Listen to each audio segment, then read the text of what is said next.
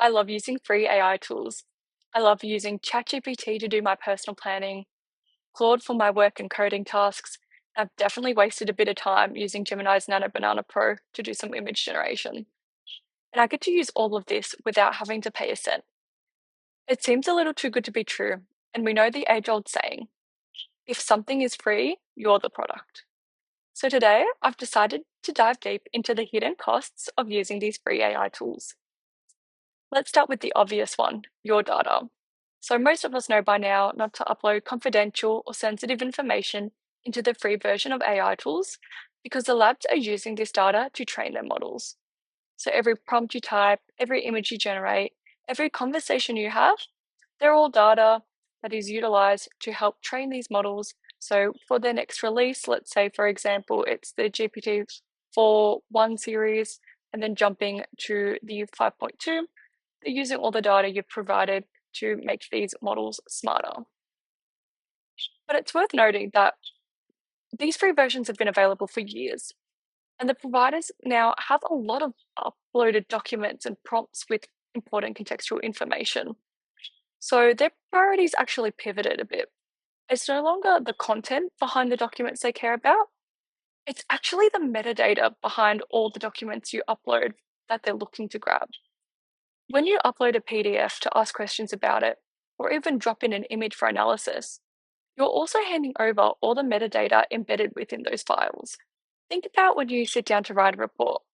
You don't sit down, write the heading, write the first subheading, write the first paragraph, and so on and so forth until you finish the report. If you're anything like me, you'll add the heading, you'll add all the different subheadings about what you want to discuss, and then you'll go to the subheadings with the easiest paragraphs and begin there until you've done everything to complete the report. The way we compose these documents is actually incredibly revealing, and it's what the labs use to train their reasoning models. Reasoning models like OpenAI's O1 model show their chain of thought. So they show their step-by-step thinking as they solve the problems and provide you a final response. And hence why your document metadata is actually so important to train these models. As these models aren't just learning about what you're creating, your final output, they're learning about how you think, how you structure your problems, and how you approach solutions. Secondly, they can use your data for behavioral analysis. Your usage patterns are actually quite revealing to see what industries are interested in, what problems people are trying to solve, and this can highlight emerging trends before they hit the mainstream. This intelligence is really valuable to investors, competitors, and anyone in general trying to predict the market. In early 2023, analysts noticed that ChatGPT queries about certain stocks and investment strategies spiked weeks before there were major market moves. This way, venture capitalists and hedge funds are starting to pay attention to this information. Because if you can see what thousands of people are researching before they make a decision and act on it, you're actually seeing the market's future intentions. Okay, so we've talked about your data, but now let's move on to privacy specifically. If you're like me, and probably 95% of the world, you didn't actually read the T's and C's when you signed up for these tools. And yes, I know it's been said 1,000 times before, read the T's and C's, but let's be honest, we're not going to start changing our behavior to start reading them. So I'll give you a quick too long didn't read with all the highlights.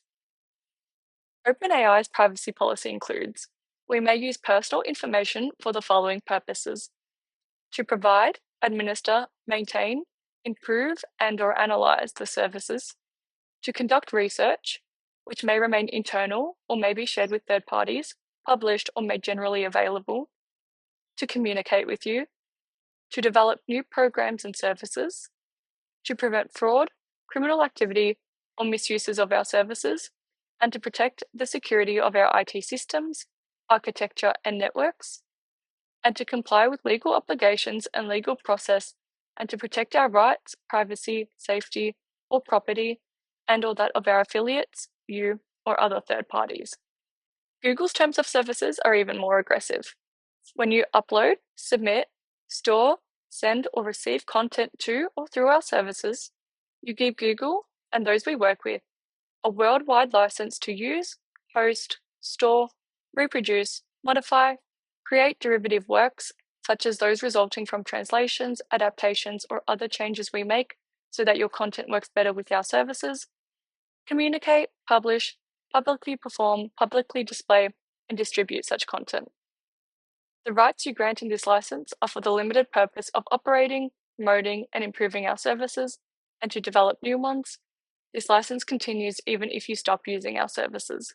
This becomes even more concerning when their AI and machine learning policy states we may combine the information we collect among our services and across your devices. That's your Gmail, that's your Google search history, your YouTube, and your Maps data even. So what does this mean? Let's give a concrete example. So let's say, for example, you're experiencing concerning symptoms and you're wanting to use Gemini to research what they might mean. Maybe this could be a lump you found or troubling test results or treatment options for a serious diagnosis. Google now has all of this health information from your queries. But remember that clause about combining data across services? Google can then connect those medical queries to your Gmail, where you've maybe been emailing doctors and specialists, to your calendar, which shows appointments at oncology centers or medical health clinics, to your search history, which reveals what conditions you're researching or what medications you're looking up, to your Maps data, which shows you've been visiting hospitals or treatment centers, even to your YouTube history, which might be showing different videos that you're watching regarding chronic illness. Suddenly, it's not a private health question anymore. It's a complete medical profile of your diagnosis, your treatment journey, your fears, and even your prognosis. And Google has claimed a permanent, irrevocable license to all of this. These conditions also use language that is so broad to improve our services or to develop new programs. It's essentially a loophole for these labs to use the data as they see fit. And these terms are subject to change at any time. And you'll just get a little notification about it that, again, nobody really reads.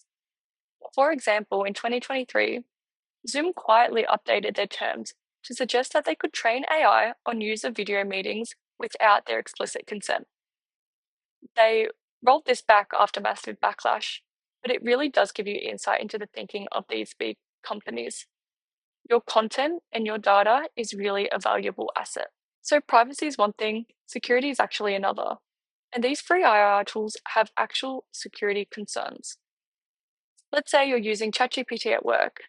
You may be debugging code as I so often do, or you could be drafting a proposal, analyzing data, writing a contract, normal everyday work tasks.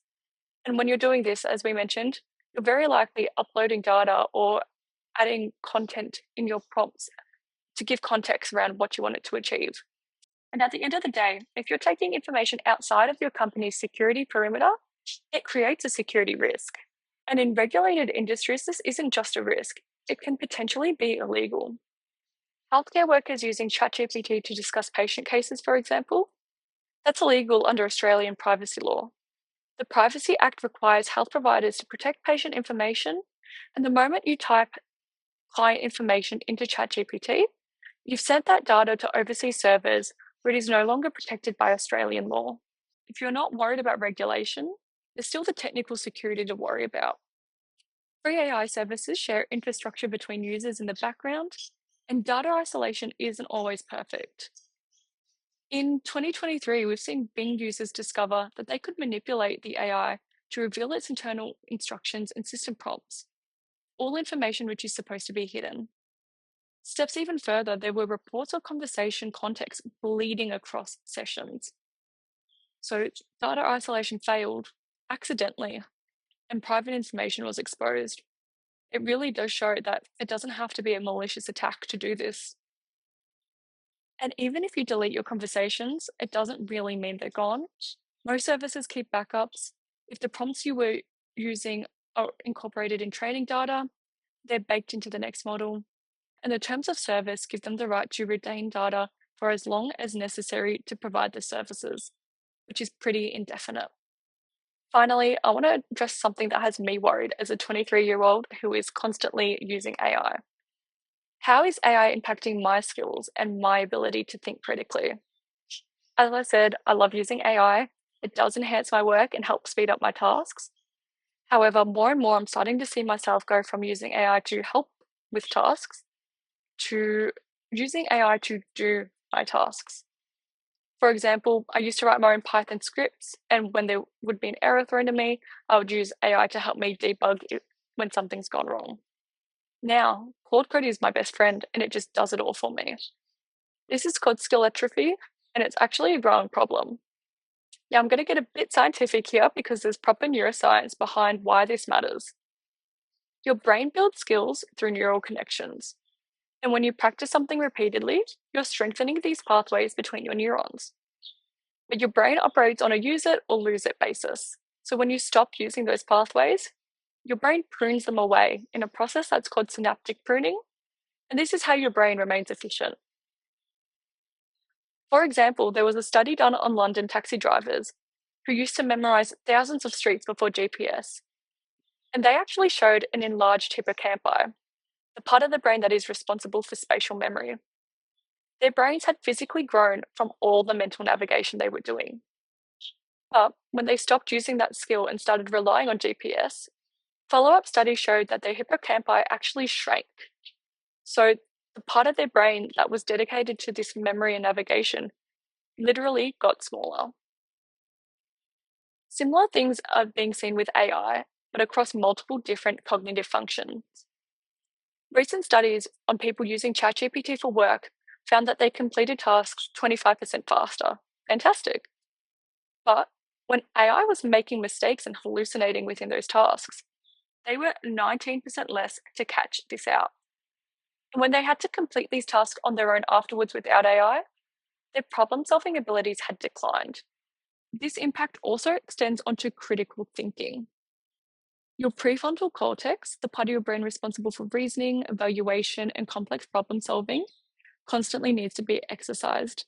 And psychologists talk about system 1 and system 2 thinking. System 1, it's fast, it's intuitive. You see an answer and you accept it. System 2, it's more slow and analytical. It's when you're working through problems yourself, verifying claims, and thinking quite deeply.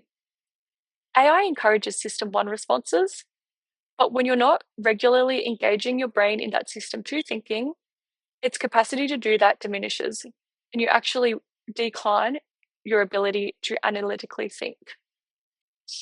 There's also a concept in neuroscience called your cognitive reserve, which is the accumulated richness of all your neural connections and the way that they're actually able to protect your brain against aging and injury.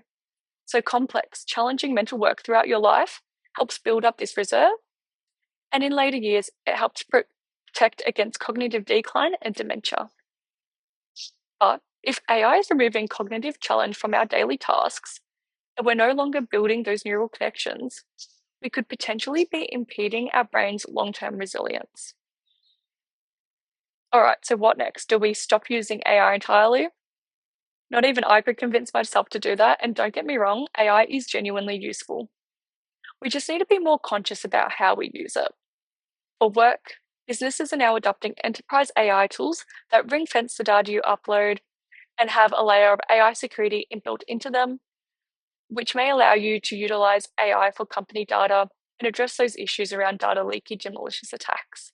If enterprise tools aren't an option, there are always open source alternatives like Llama or Mistral that run locally on your own hardware.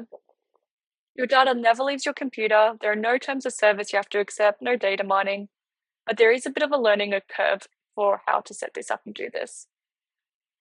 Of course, have a look at the privacy settings within all your free AI tools. Most of them will let you opt out of using the data for training. For example, in ChatGPT, you can turn off chat history in your data controls. And for Claude, just make sure you haven't accidentally opted in. Of course, be careful what you upload as well. Before uploading documents, consider if you can just copy paste text instead. And if you're working in a regulated industry, have a discussion with your IT and compliance team before using any AI tools. Now, with skill atrophy, this definitely requires the most intentional effort. Make sure you're using AI as a tool, not as a replacement. If you're a writer, write your own first draft and then get AI to help in that editing process. If you're a coder like me, write your own sample piece of code and then run it through AI to help debug. If you're going to use AI generated outputs, make sure you're reviewing it all line by line make sure that you actually understand it. You can set boundaries for yourself, maybe have AI-free hours during your day where you work without AI assistance, or set yourself a rule that you only use AI after attempting to do the task yourself. So, what's your take on all of this? Do you use free AI tools? Has this changed the way you potentially think about them? Any concerns that I've missed? Let me know in the comments. And if you enjoyed this video, please consider subscribing. Thanks for watching. See you in the next one.